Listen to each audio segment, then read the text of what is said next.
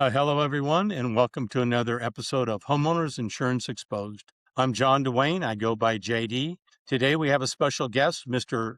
Barry Gentry, a licensed public adjuster, and he's going to go into further detail from a segment I did earlier this week on ACV and RCV. Before turning things over to Barry, I want our audience to learn a little bit more about what Homeowners Insurance Exposed is and what my background is. Homeowners Insurance Exposed is a platform to educate and empower homeowners, the do's and don'ts prior to and during once the claim's been filed. I have a platform where homeowners can share their grievances and learn from one another. I filed a large claim with my own insurance company. I soon found out I was undermatched to combat the insurance adjusters that were assigned to my claim. The claims process, in my opinion, was ridiculous, or so I thought at the time, later realizing it was all done by design to wear us down. The platform is designed to help homeowners navigate complex insurance claims and hopefully before these problems even get started. I've made it my mission to better inform homeowners as to how to help them navigate through the claims process. I really want to clarify something. HOI Exposed, the name, HOI is an acronym commonly used within the industry, hence the name Homeowners Insurance Exposed. I've worked as a FEMA housing inspector. In fact, I've completed over 22,000 housing inspections. I've seen damages from minimal claims to complete and total losses. If you have any questions and would like to do a segment on any of the topics that you might have in mind, drop us a line and contact us at hoiexposed.com. All of our podcasts can be found on YouTube under the channel name HOI Exposed. Now, I'm going to get to the part where we actually introduced Barry. Barry, can you introduce yourself and tell us a little bit about what you do? Yes, thank you for having me on here, JD. I really appreciate it.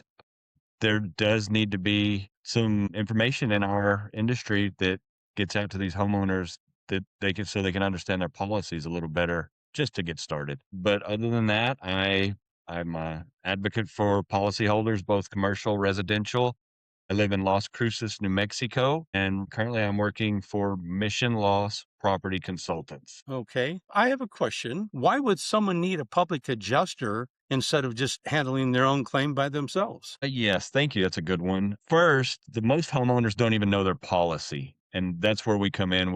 I'll go quote unquote, we're policy experts. And really we are. We have to know the policy front and back because really that's the only thing that matters in this insurance claim. The insurance companies will tell you that they have internal guidelines or estimating procedures. But at the end of the day, it's that policy that matters. And as a public adjuster, we advocate for the policyholder to get what they're owed.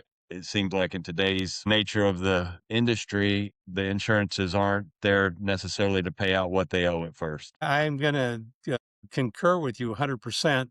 I had an insurance claim. I couldn't get anywhere with my insurance claim. I've got a background with FEMA.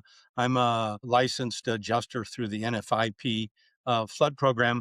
I couldn't get anywhere with these people. So I appreciate what you folks do, and I was dead in the water before I had to enlist the help of a public adjuster myself. I want to transition into the topic as to what we're really doing here. Can you explain the differences between RCV and ACV policies? Yes, perfect. Yeah, it's a big issue, especially in today's high storm and hail market. ACV, or okay, I'll break it down. RCV is the replacement cost at today's pricing, and ACV is the same cost minus the depreciation. So RCV is a replacement cost value, and ACV is actual cost value. So that it's a huge difference. And then in most homeowners policy, it's not a big deal because that money gets released back to you. But Gotcha.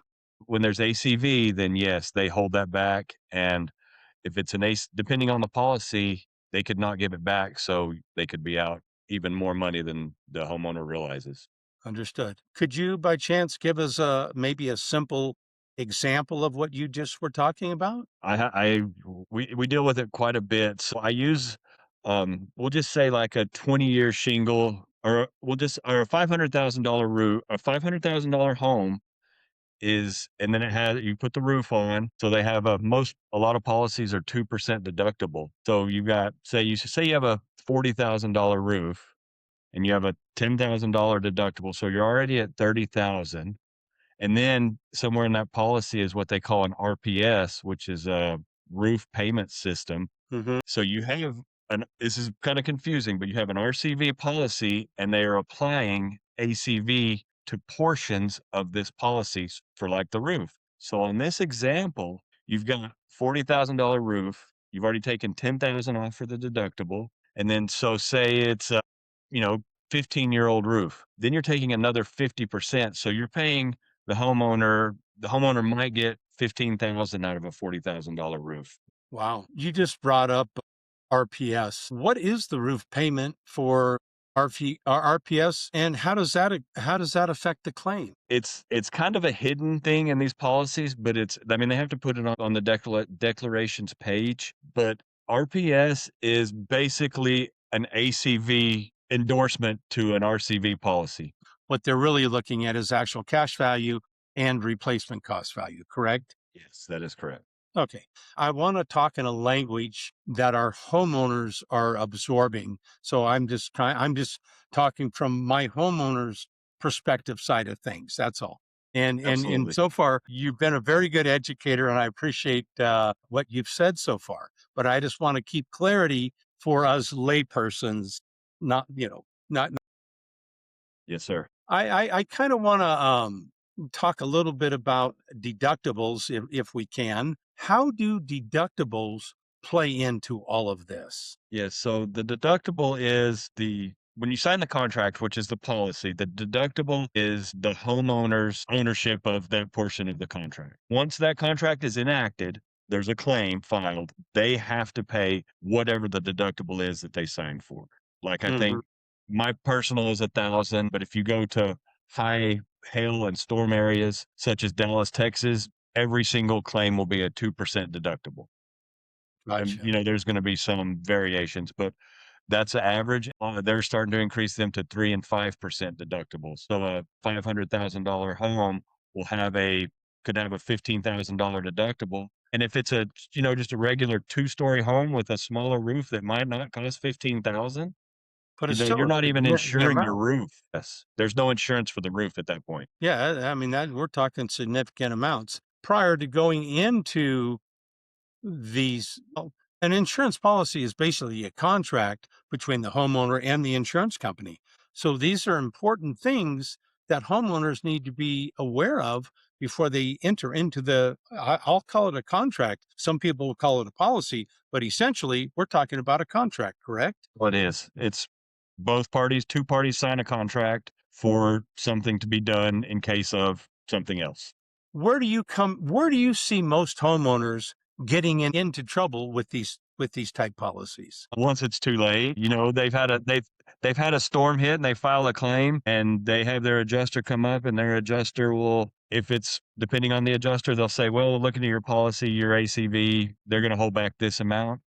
Hmm. Or they'll come and send a third party guy to take pictures and they'll tell them once they've either released a minimized check, or it's always too late is the basic answer. Do you ever get homeowners want to confer with you before they enter a policy?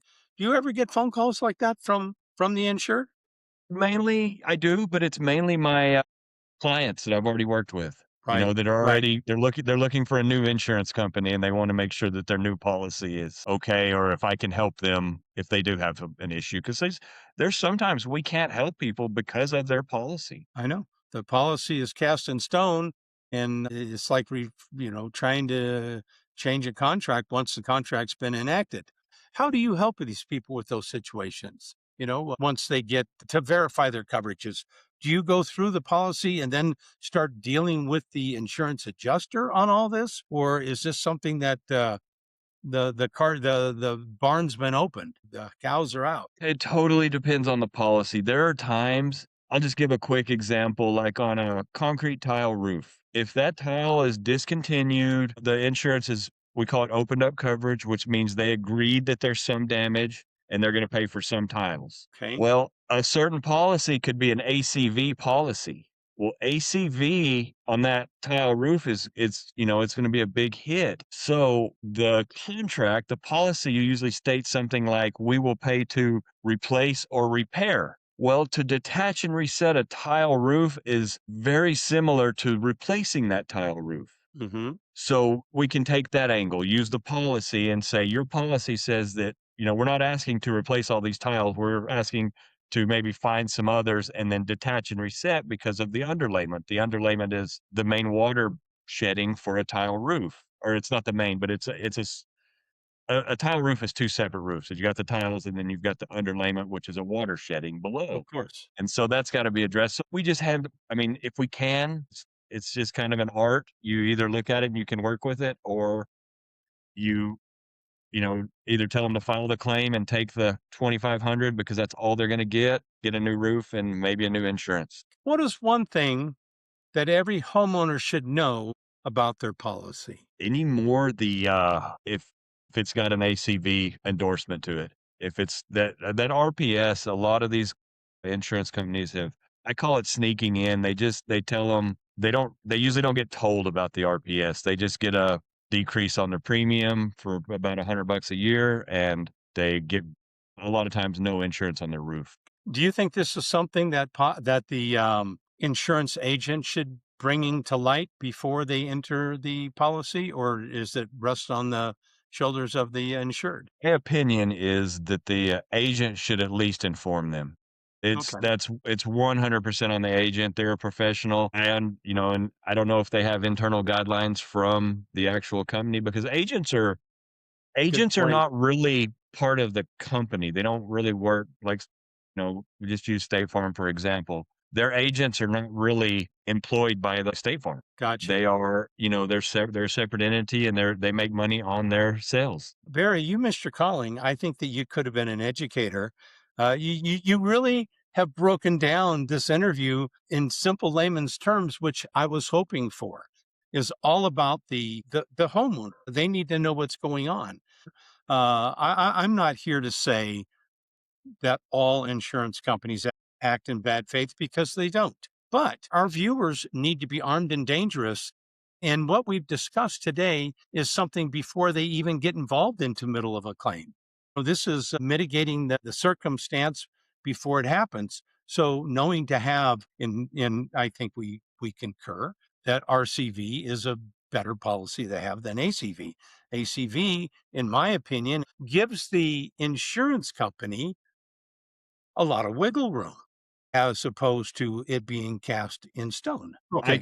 I could go on what's going on in the All right. industry So for we all could. days. Yeah, so what happened is anybody that's really on any side of the industry. I was an insurance adjuster for 12 years. And so I've worked for the insurance companies. They wouldn't be involved if there wasn't some evidence of what they're accusing. I'm not going to get out here and berate them, the insurance companies, but if there wasn't something systematically being denied, there wouldn't be an issue, but there is, and we're seeing it all the time. There's one company here in New Mexico that if we of our claims with this company, 100% of them are in litigation.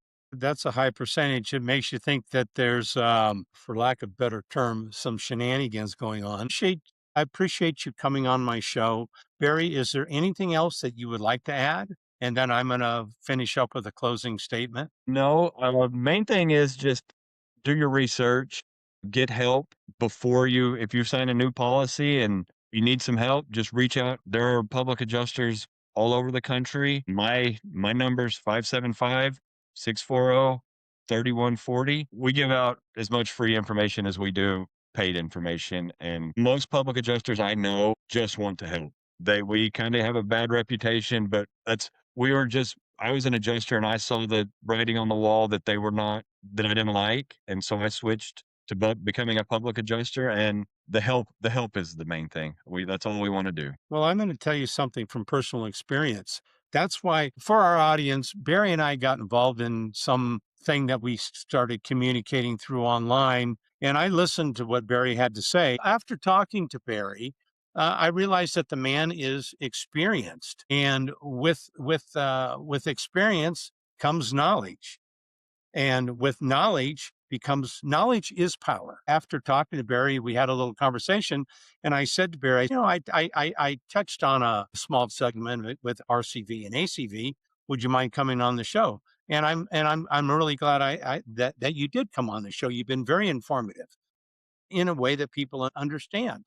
And as far as public adjusters having a bad reputation, I 100% disagree with you. In my own personal claim against Travelers Insurance, I was getting absolutely nowhere. And then they enlisted the help of a engineer. And I understand construction. I realized, in my opinion, these reports were not correct. And if it had not been for the public adjusting firm that I employed, I might still be fighting. So I think you guys are a very viable entity within the chain to helping homeowners recover. And another thing I want to say, I'm a huge advocate for public adjusters. I honestly didn't even know what a public adjuster was before I started my claim. And that is the reality.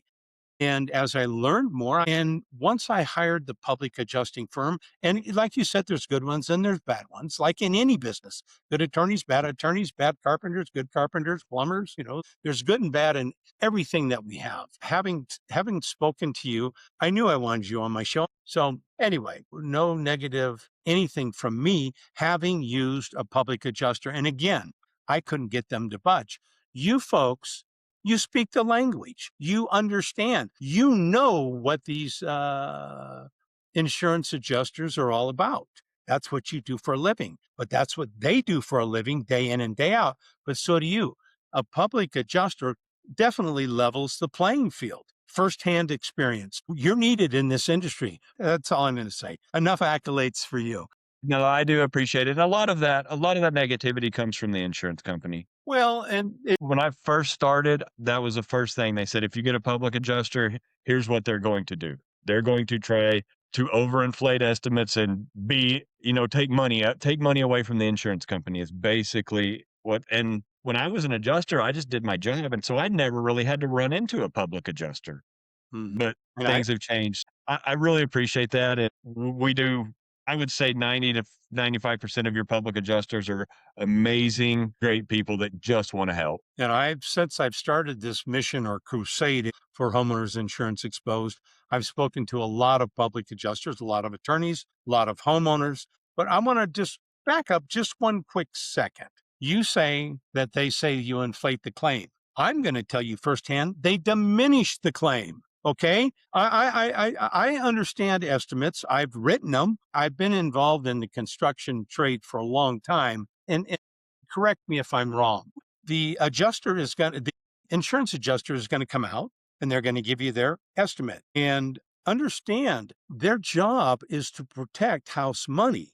So in my experiences, I don't believe that the initial estimate is going to be the right one. Again, they're protecting the insurance bottom line.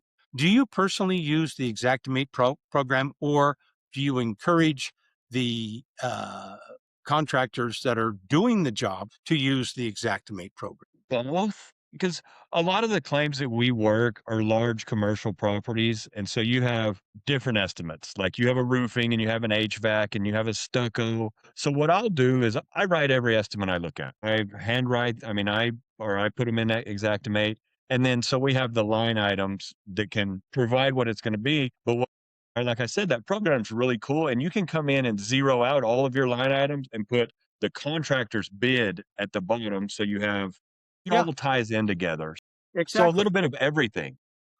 But the Xactimate program, I know firsthand, has its flaws. For instance, if you put in a zip code, if you don't put in the Beverly Hills zip code and you put in the Chowchilla zip code, it's going to change all the figures. If you miss a line item, it's gonna alter the estimate. You, as a public adjuster, and I'm assuming it's a universal thing, check the line items that have been entered into the program. Am I right in saying that? Absolutely, and we can adjust the pricing too, each line item. Exactly. So I do research on, a square of shingles if I can manually put the correct price in. Okay. I get a lot of homeowners, and I talk to homeowners because of the platform that we started, and I want to be a good information source for these folks. I Some people say I don't want to pay the fee. The fee that these public adjusters are charging and what they find in mistaken estimates, they're making money off the deal for having you come in and examine their case. This is firsthand experience. When I got my first estimate, I don't want to talk numbers here, but the first estimate that I got, it was beyond ridiculous. I didn't need anyone to tell me because I've been in the construction trades, but I couldn't get the desk adjuster to move one way or the other. It was like, okay, I'm just John the homeowner. But then once I got the public adjuster involved and he was firing off letters to the insurance commissioner, I didn't know how to do all that. Now all of a sudden, I became Mr. Dwayne once I employed the use of a public adjuster. So anyhow, public adjusters, and I'm telling everybody, they're needed. And these public adjusters, they also work with attorneys. So let's suppose they don't get the ball to the end zone. Nothing's wasted. The claim has been progressing, and these public adjusters, the ones that I deal with, they have no problems handling a nice, neat file with a bow on it to the attorney, which will also reduce your cost to the attorney if you have to go that route. Hopefully, the public adjuster can make it happen on its own. But if not, these attorneys welcome the preparation work that the public adjuster has done. And I know I'm right, and I'm saying it because I learned it firsthand. I went through the process, and it may turn into a group effort like it did in my case. I needed a public adjuster, I needed an attorney, but the homeowner, I kept my ball rolling and I Yep. liked it. So Well, anyway, that's what I tell people. That my simplest way to explain it's most large losses we're at 10%, some 15% depending. So if a lawyer is not involved, they get 90% of the deal. The right, homeowner does. right. If they're not, I tell them that 60% of something is better than 100% of nothing. Exactly. Anyhow, I'm glad we had this little final conversation, but I'm going to close here. Barry, is there anything else that you would like to add before I sign off and go about our ways? Not really. Mission Property Loss Consultants, missionplc.com. Check us out. If you need any help ever, give me a shout. And I really appreciate you for bringing me on, JD. It needs exposed. Barry, you didn't know this. As soon as I heard you speak, I said, "This guy's getting on the show." Here's the other thing: the title, "Homeowners Insurance Exposed." I'm not negative, Nathan. In fact, what we did today is we exposed the differences of ACV and RCV. So it's not just I'm anti-insurance companies. I'm all about combating them when things go south. That's all. That's all I'm trying to do. I'm trying to make this a platform for homeowners to educate, inform themselves, and empower through conversation. I like the idea that I have a relationship with people like you, public adjusters, the insured, attorneys, engineers. I want to bring together a platform for all of us to learn from one another. That's my whole purpose. This is my mission. You can find our whole video library at and our channel is HOI Exposed. You can email us, and again, if you have any topics that you would like for me to bring to the show, you can email us at info@hoiexposed.com. Everybody, stay safe out there. Thanks for watching. We look forward to seeing you in our next video. I'm JD, and I'm out of here for now. Thank you.